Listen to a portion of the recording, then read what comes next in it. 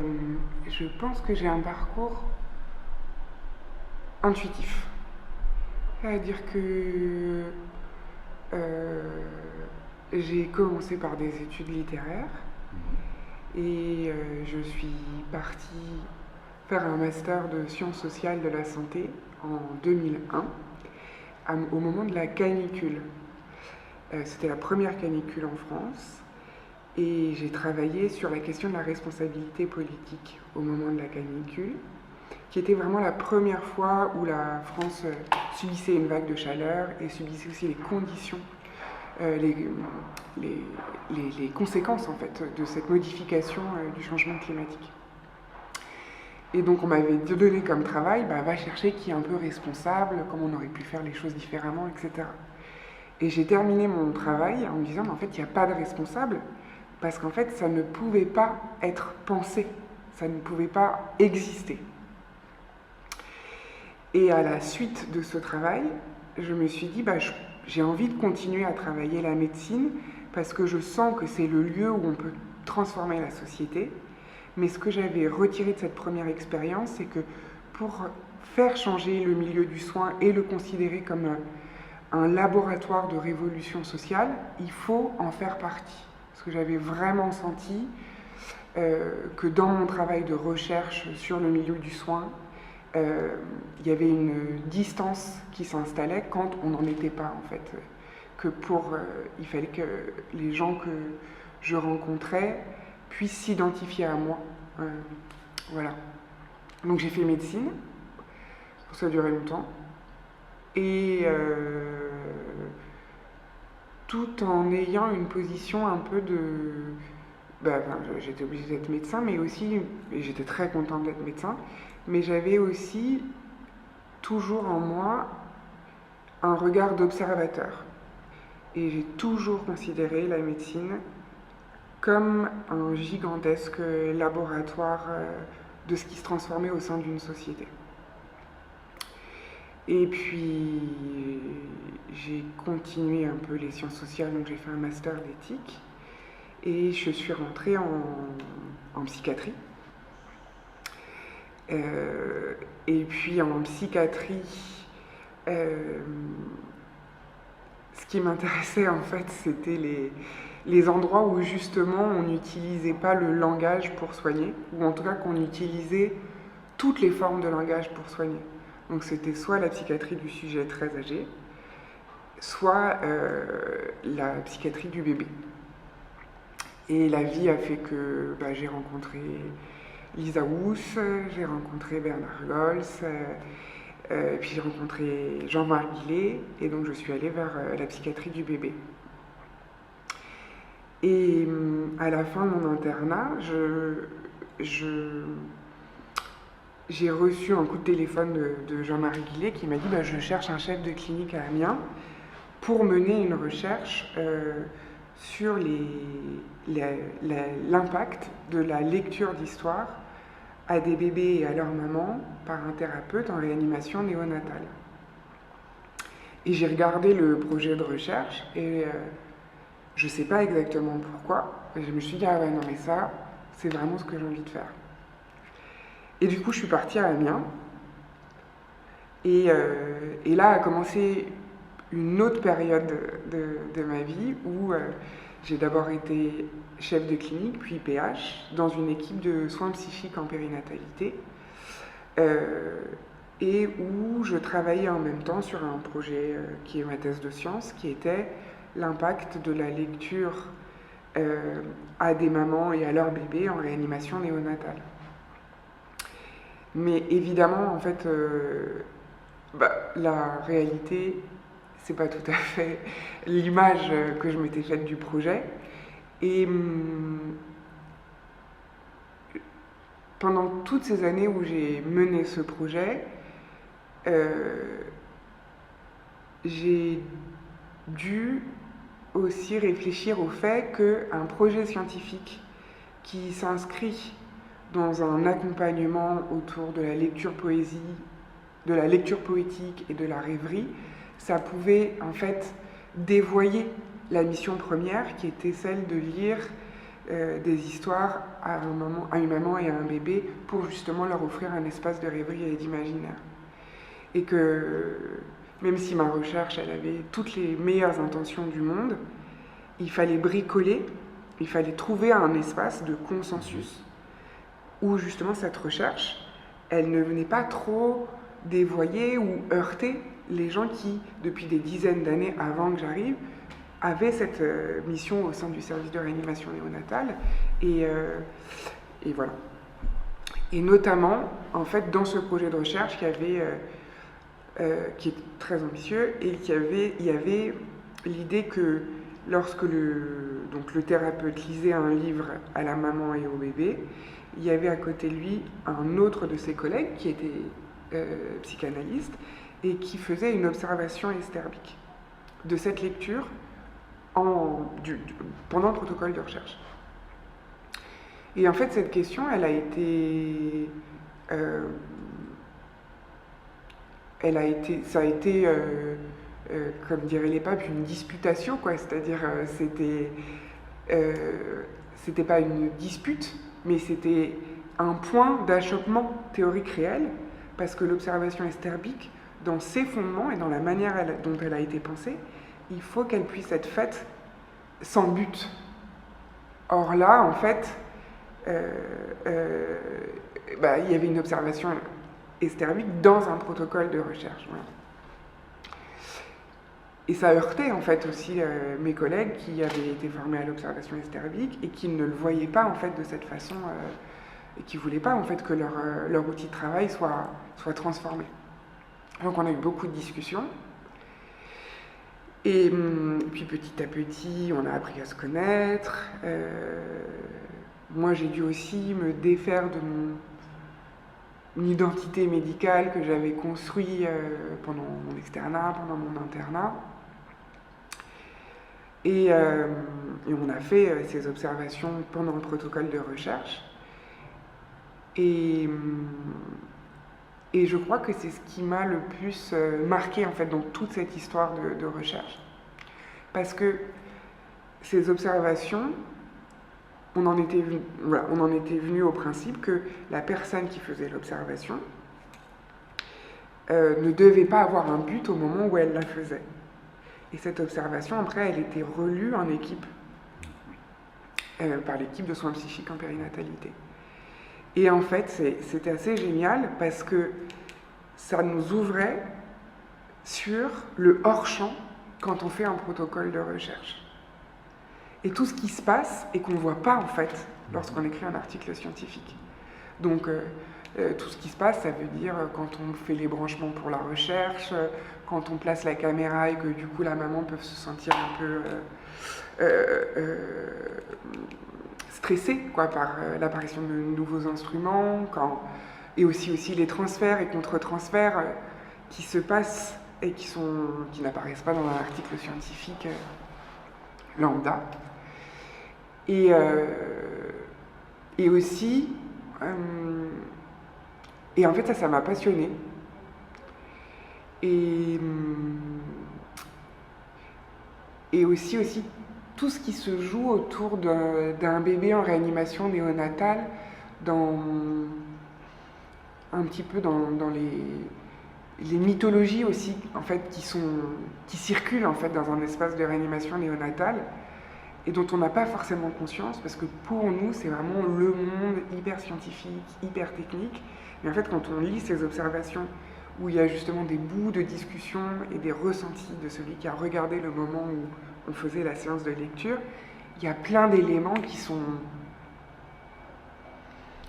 d'un autre registre que du registre scientifique.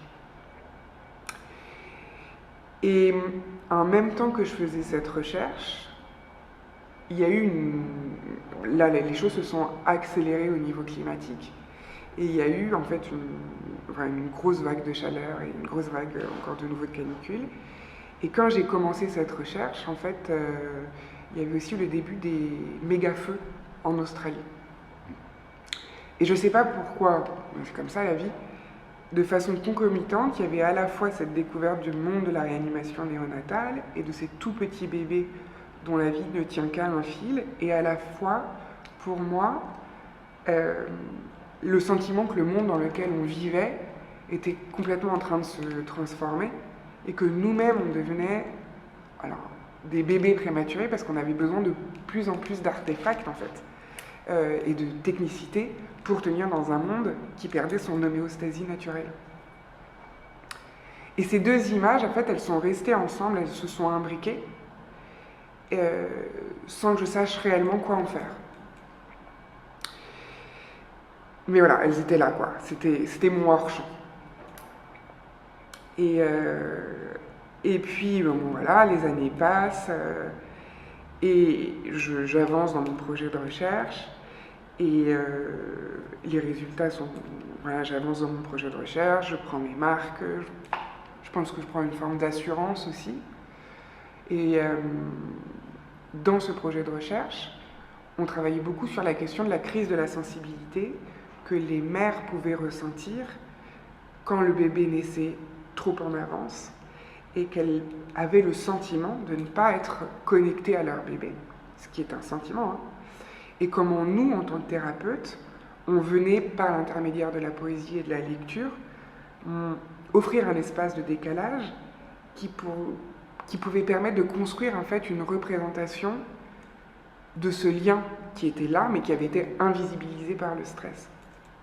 Donc un jour, je tape sur Google « crise de la sensibilité », crise de la sensibilité esthétique, je crois, et je tombe, voilà, c'est comme ça la recherche, sur un auteur qui s'appelle Bruno Latour et une autre autrice qui s'appelle Estelle Zong, et qui, eux, sont des penseurs de l'écologie, et qui utilisent le concept de crise de la sensibilité.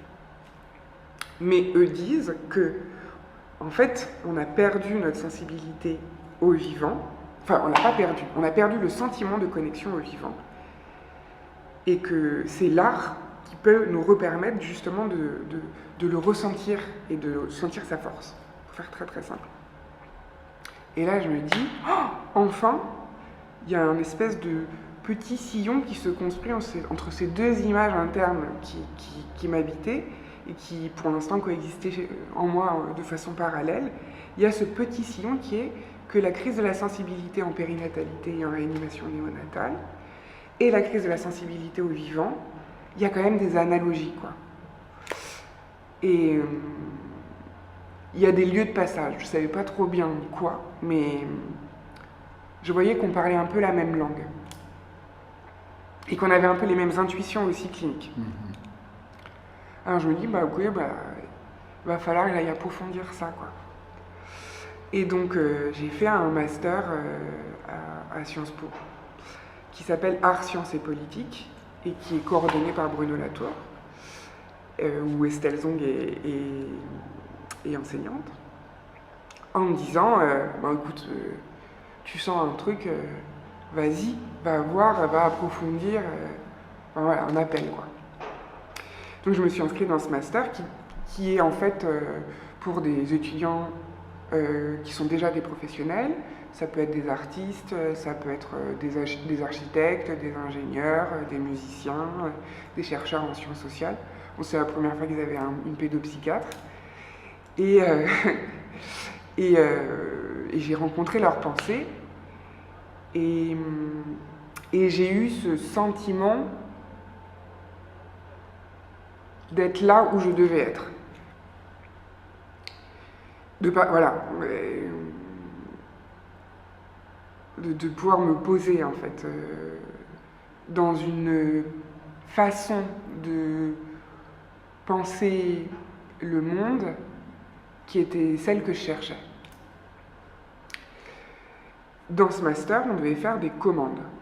Alors, c'était quoi une commande? En gros, il y avait des institutions qui avaient envie de se déplacer sur une question et qui demandaient aux étudiants, qui leur offraient la question, puis les étudiants devaient travailler pendant 1 an pour les aider à se décaler sur cette question en présentant quelque chose sous forme artistique.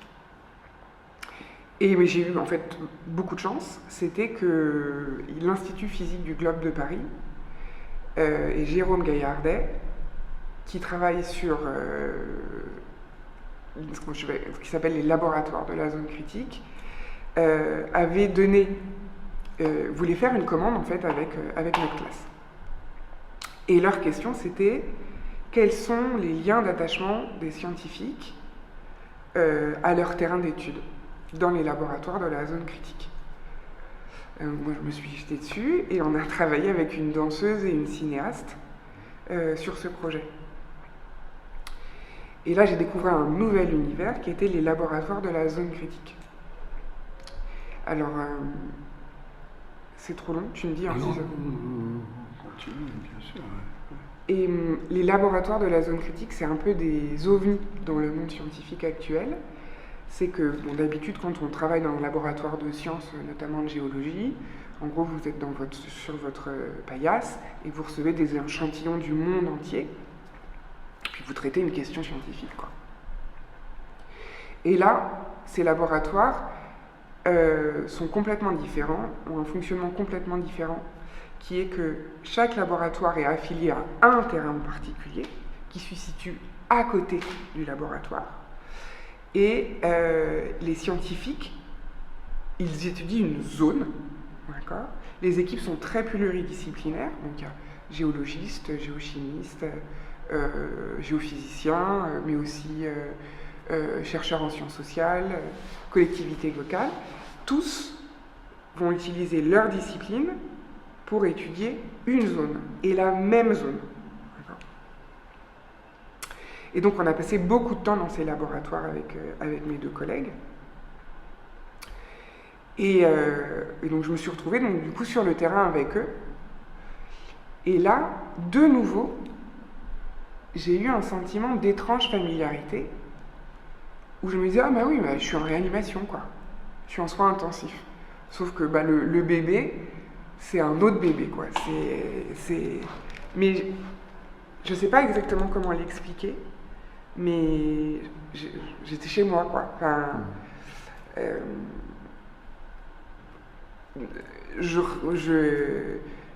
ça me demandait, enfin, évidemment, par exemple, je me souviens, ils ont des courbes parce qu'ils regardent le niveau de l'eau, etc.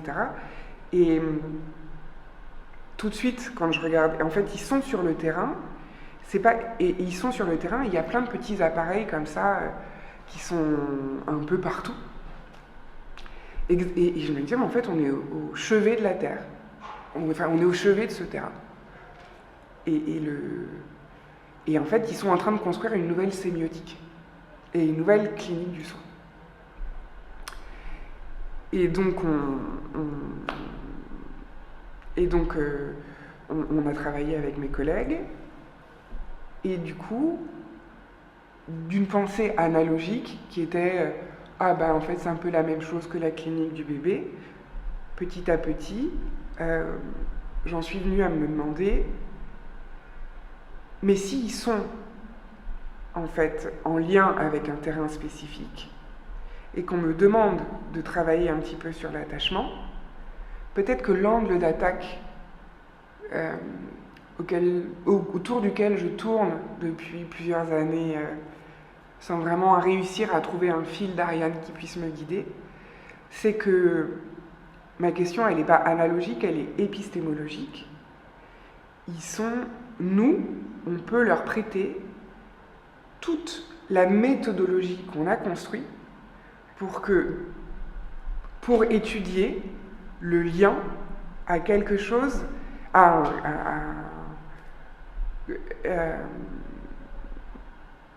pour étudier le lien d'attachement à un terrain, pour étudier cet attachement à un terrain, il faut passer par des modalités transsensorielles, et il faut faire un petit peu comme avec le bébé, c'est-à-dire qu'il faut construire des outils qui viennent capter l'infraperceptible. Il faut aider aussi à le conscientiser, à le déployer, et à le déployer de façon esthétique. Et nous, en fait, on a déjà tout un panel d'outils pour faire ça. Donc, pour moi, il y a l'observation esthermique, il y a le vidéo-feedback que j'avais appris avec Lisa, il y avait... et puis aussi tout le travail qu'on sait faire de nommer des sensations, de savoir soutenir ces sensations, de les aider à affleurer, voilà. Et du coup, on a construit un projet suite à ce master avec l'IPGP, et on a eu une petite bourse pour construire, ça s'appelle le LASSO Project, qui est l'étude des liens d'attachement spécifiques des scientifiques à leur terrain, aux observatoires de la zone critique. Voilà, j'en suis là aujourd'hui. Voilà, sur mon parcours. Et donc la communication que tu vas faire est sur... Alors, elle est sur ce cheminement. Et elle ouvre sur aujourd'hui, parce enfin, je sais pas comment ça se passe pour les autres, mais moi je trouve ça long, le temps de décantation de toute cette histoire. J'ai l'impression d'un travail d'orfèvre, quoi, de bricolage, mais de bricolage, voilà, faut y aller doucement. Et donc, quelles sont les pistes aujourd'hui que moi je vois, sur laquelle nous, pédopsychiatres en périnatalité, on peut aider dans la construction de cette clinique du soin à la terre. Et pour moi, elles sont pour l'instant, elles sont au nombre de 3. Tu veux que je te les dise? Tu me dis si je suis trop loin. Non, vas-y, pas de problème. Mais je veux bien avoir ton retour si tu les trouves clairs, parce que c'est le point d'achoppement qu'il faut que j'aille travailler après. Alors, pour moi, elles sont au nombre de 3.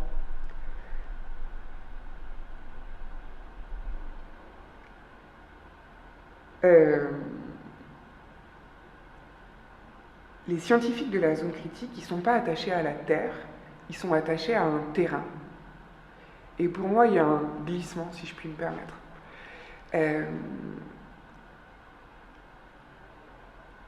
Dans la construction qu'on a aujourd'hui de notre lien à la nature, on l'utilise comme une entité non spécifique. On va dire, nous dans notre clinique, on va dire, la nature, ça fait du bien aux bébés, quoi. Ou quand ils sont dans la forêt, ça leur fait du bien. Ok, why not? Et moi, je crois que c'est ça que j'ai appris dans les laboratoires de la zone critique. Mais je comprends très bien l'écueil politique, évidemment. Mais je crois qu'on est passé à côté d'une énorme question, qui est que les bébés ne sont pas attachés à la terre. Les bébés sont attachés à un terrain. Et qu'en fait, et à un terrain spécifique. Et par exemple, quand on lit Proust, toute la question des réminiscences sensorielles et de la manière dont ça construit son rapport au monde et son identité, elles sont extrêmement importantes. Et nous,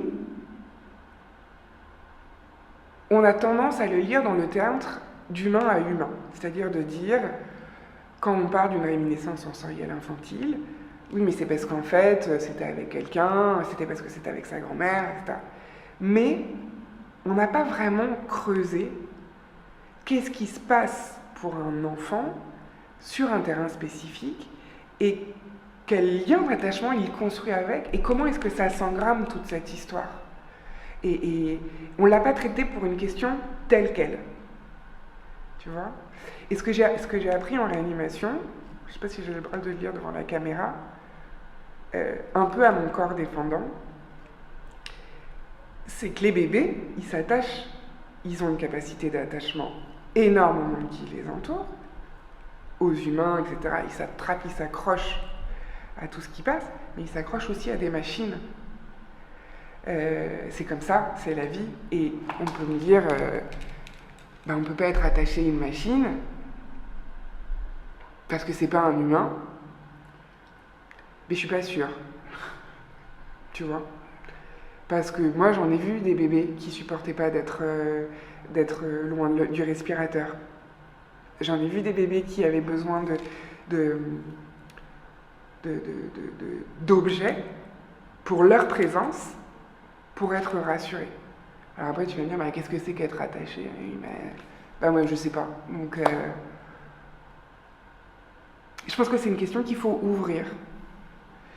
Et que l'attachement à un lieu, il n'est pas traité comme tel dans le développement de l'enfant. Il est toujours vu sur le théâtre interhumain, mais on n'a pas osé, je crois, de le traiter comme tel dans le développement. Donc ça, c'est ma première idée. Ma deuxième idée, mais je pense que je dois le dire, c'est que quand j'ai commencé à travailler avec les bébés, je crois que je dis n'importe quoi. C'est vrai, donc c'est la vie, hein, c'est comme ça. Quand j'ai commencé à travailler avec les bébés, et notamment vraiment en réanimation néonatale, je me suis mise à nager. Mais à nager, c'est-à-dire de façon très spécifique. Et j'allais à la piscine, j'allais dans le petit bain, j'avais des écouteurs avec de la musique, avec en général de la musique classique. Hein, voilà. Et j'écoutais de la musique dans l'eau en me laissant flotter. Et j'en avais besoin pour réfléchir. C'était ma façon de réfléchir à ma thèse de sciences. Donc j'avais un carnet à côté quand je sortais du bassin pour noter les idées. Et il y avait un truc qui se passait dans l'eau. Alors, au début, je me suis dit, ah, ok, milieu intra-terrain, nanana, identification au bébé, etc. Et puis petit à petit, je me suis dit, bah, en fait, c'est plus précis que ça. Tu as besoin d'un passage. Tu as besoin d'un passage de l'eau à l'extérieur. Et je me suis dit, mais en fait, ça, c'est toute l'histoire des bébés. C'est que leur histoire pendant les 3 premières années. Donc, sur quoi on les accompagne? On les accompagne dans la rencontre avec la gravité. En fait, leur histoire pendant leurs 3 premières années, je suis désolée pour en avoir vu énormément. Évidemment, c'est le lien à l'autre, mais le lien à l'autre n'est là que pour les aider à devenir bipèdes et à tenir face à la gravité.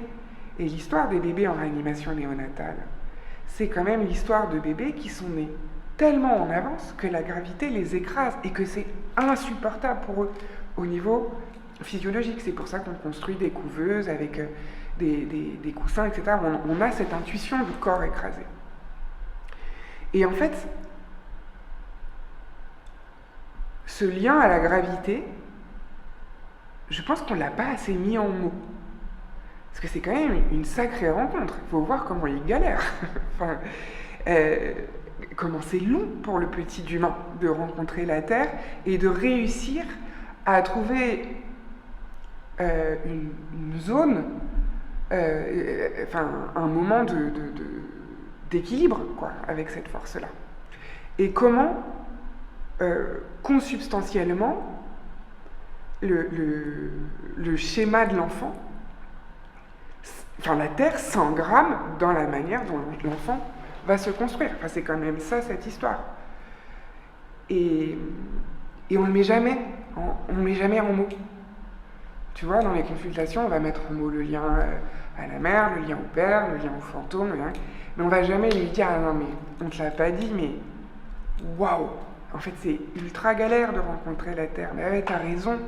Bah oui, ce sol-là, il ne fait pas le même bruit que l'autre. » Je pense à mes amies psychomotriciennes, et notamment une avec laquelle j'ai beaucoup fait de consultations, qui s'appelle Véronique Bury, qui était formée à la méthode Bullinger.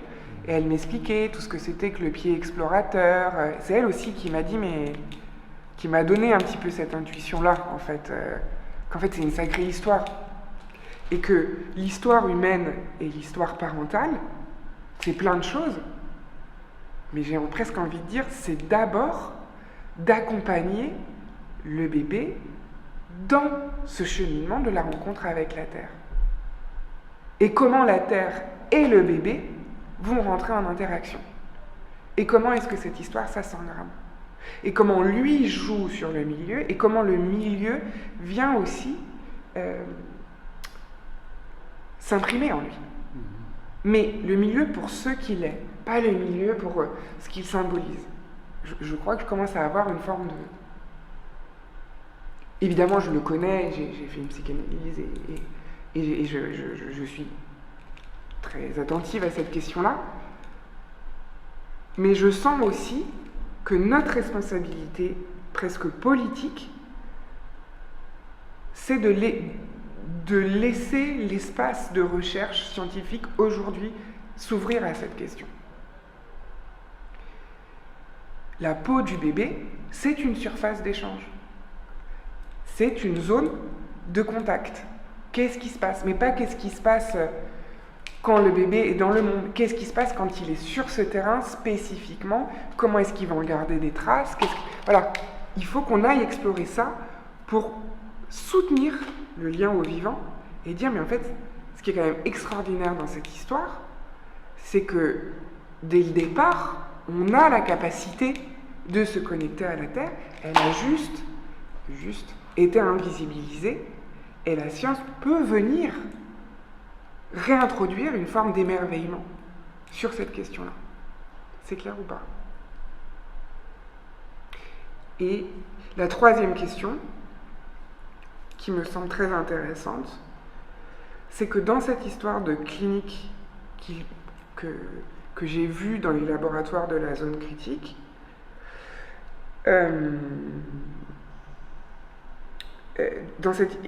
par exemple, toute la question des rythmes et de la rythmicité, c'est quand même incroyable qu'on ne se soit pas posé la question, en fait.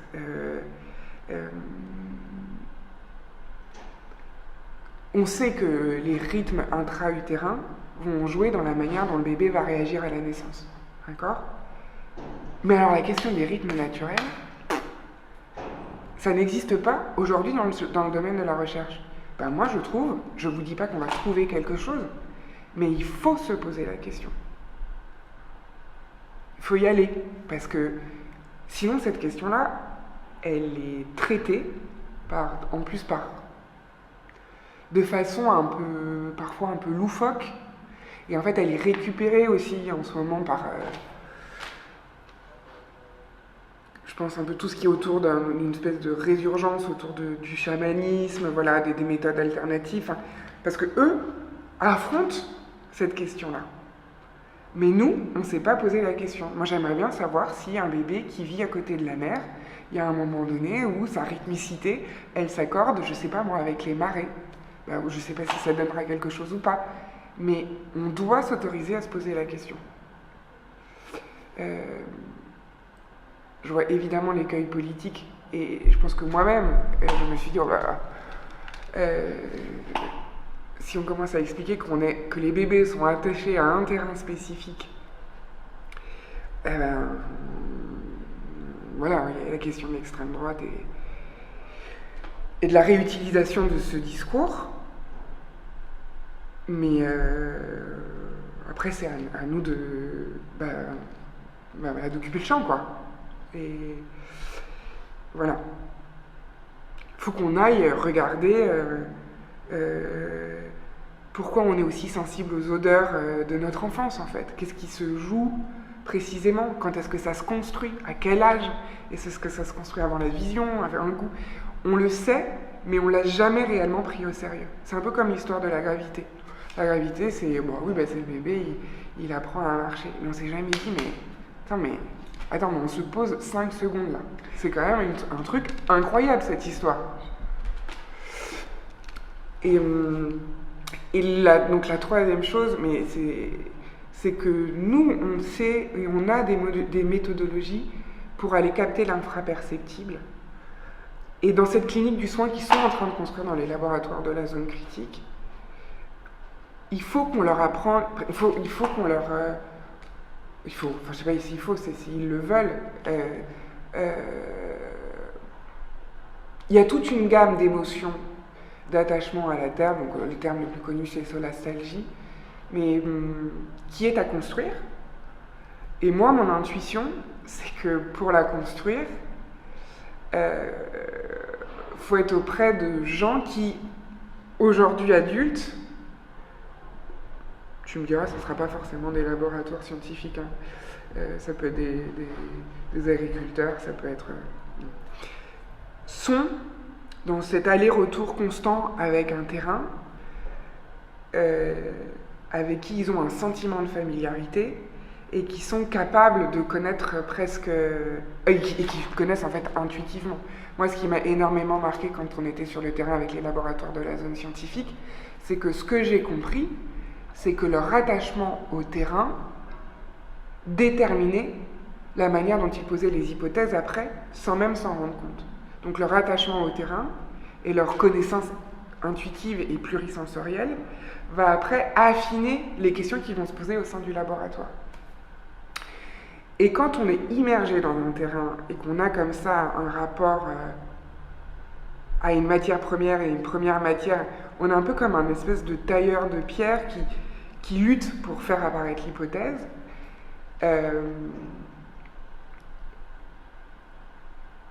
Et cette hypothèse, elle est beaucoup plus ouverte, je trouve, beaucoup plus humble que la science que j'ai cru, mais peut-être je me trompe, apercevoir sur la question du changement climatique. Souvent, quand on était accueillis par les scientifiques, je ne sais pas le nombre de fois où j'ai entendu « bah tu vois, ça, on ne comprend pas. On ne comprend pas comment ça se fait que le terrain répond comme ça. » Ça, je ne pourrais pas te le dire.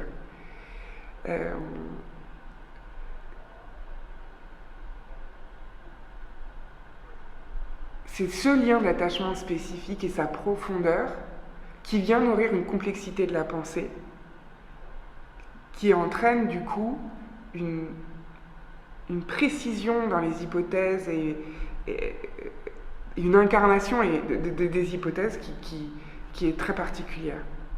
Et nous, je pense qu'on sait donner des outils qui permettent de conscientiser toutes les modalités plurisensorielles et que on sait aussi capter ce lien pour le rendre beau et le rendre vivant. Et c'est ce qui, à mon avis, aujourd'hui va nous permettre de sortir de ce sentiment de déconnexion à la Terre qui nous habite et qui nous sidère.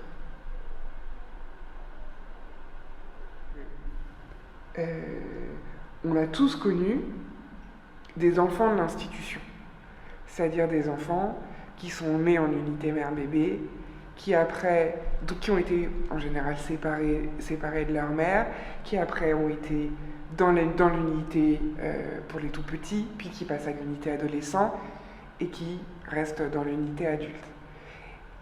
Généralement, ils ne vont pas très bien et on est dans le domaine de la psychose. Mais leur contact est très particulier parce que leur histoire développementale, en tout cas j'en pense à un, donc je ne vais pas généraliser, mais je me souviens de ce patient que j'avais rencontré quand j'avais commencé mon internat et qui était vraiment l'enfant de l'institution. Ils sont attachés à cet hôpital. Tu ne peux pas les faire sortir. Et dans son délire, ce patient, il s'appelait Cédric. Il parlait des odeurs, des pierres. Enfin, pour le coup, la rencontre avec le lieu, je me souviens de m'être dit, elle était trop effractante et elle n'avait pas été assez médiée par un humain et un caregiver privilégié. Mais lui, il était envahi par le lieu. Je pense que ses limites corporelles avec le lieu, elles n'étaient pas très bien construites. Et ça donne une clinique très particulière. Je ne pouvais pas te dire il est schizophrène ou il est autiste. Il était fondu avec le lieu. Voilà. Il lui appartenait, quoi. Comme le lieu lui appartenait. Enfin, comme il appartenait au lieu, comme le lieu lui appartenait aussi. Et voilà. Et c'est autre chose de se poser la question.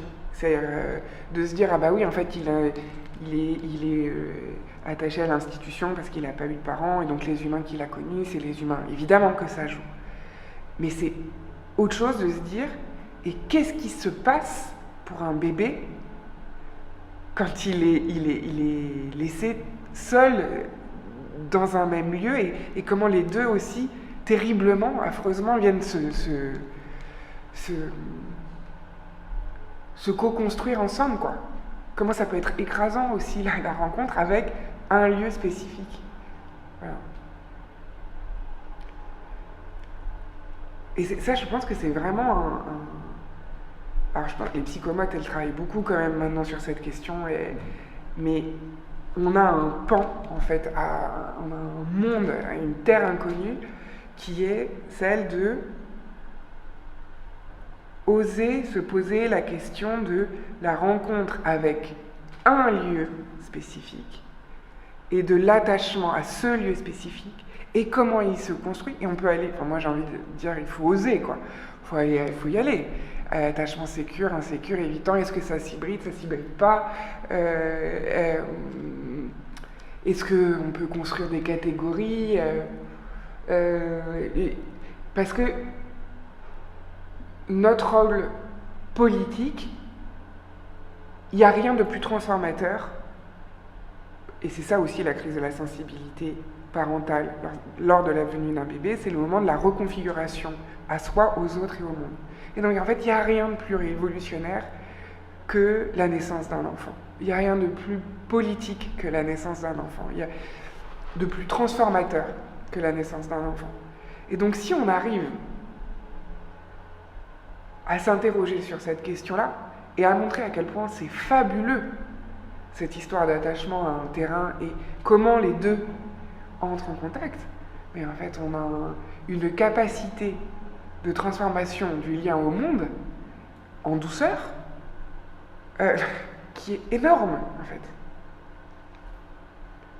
Voilà, moi et je crois aussi que, enfin ça c'est une autre de mes intuitions, mais je ne sais pas très bien comment on va faire, c'est qu'il faut qu'on sorte de l'hôpital. Peut-être qu'on est trop attaché à l'hôpital. Mais qu'on accepte, pour moi, ce qui serait génial, ce serait d'aller construire cette clinique, mais par exemple, dans un laboratoire de la zone critique. Ou voilà, que le bébé comme médiateur, comme porteur d'un autre rapport à la Terre. Il faut qu'on aille voir ce que le bébé peut nous apprendre, en fait.